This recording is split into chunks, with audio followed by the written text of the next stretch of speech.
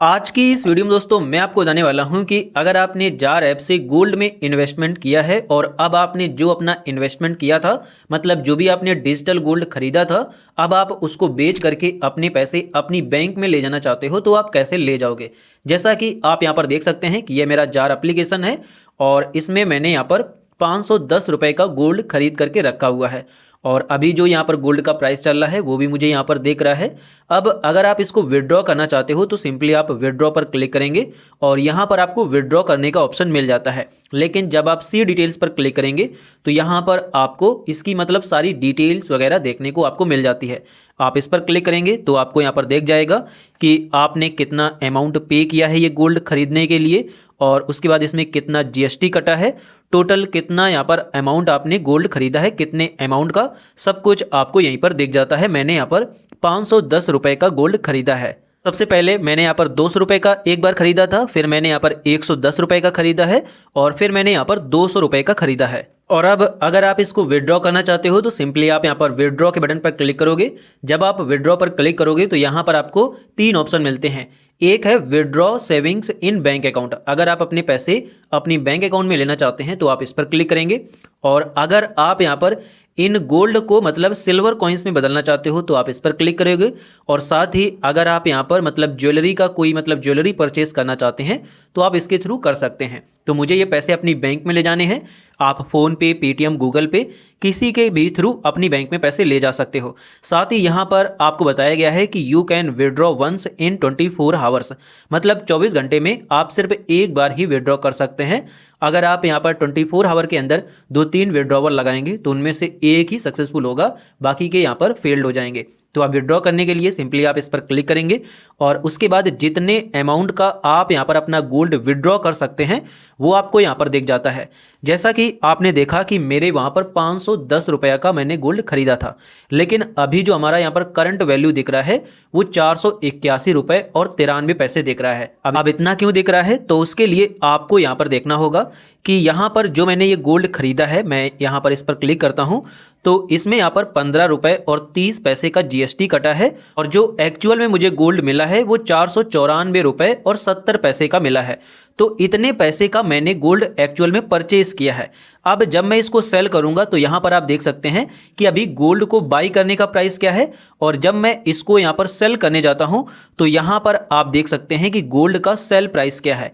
ये गोल्ड का by price ज़्यादा होता है और गोल्ड का सेल प्राइस कम होता है।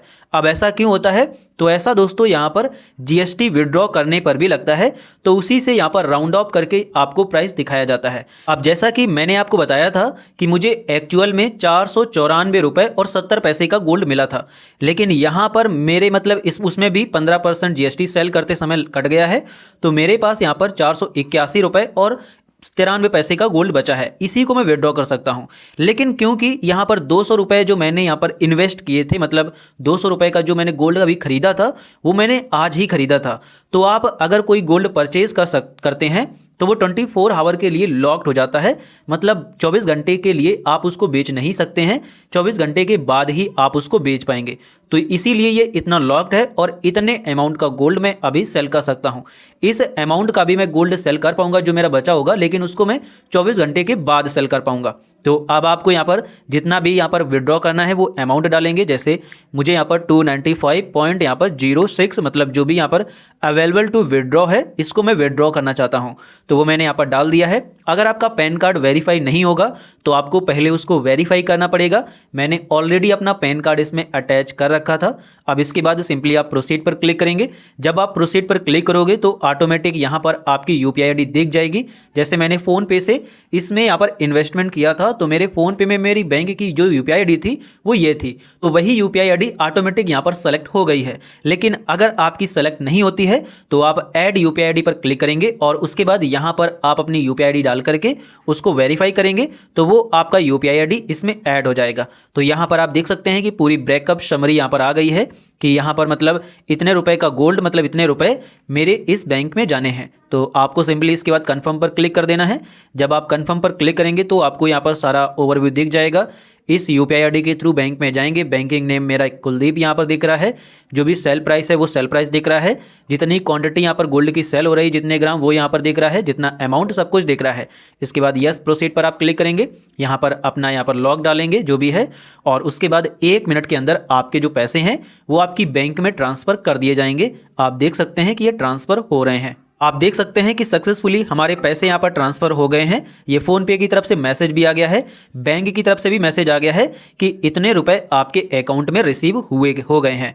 तो इस प्रकार से दोस्तों आप यहाँ पर अपना गोल्ड सेल कर सकते हैं जार एप्लीकेशन में। आप देख सकते हैं कि यहाँ पर भी दिख रहा है कि सक्सेसफुली यहाँ पर विड्रॉ हो गए हैं।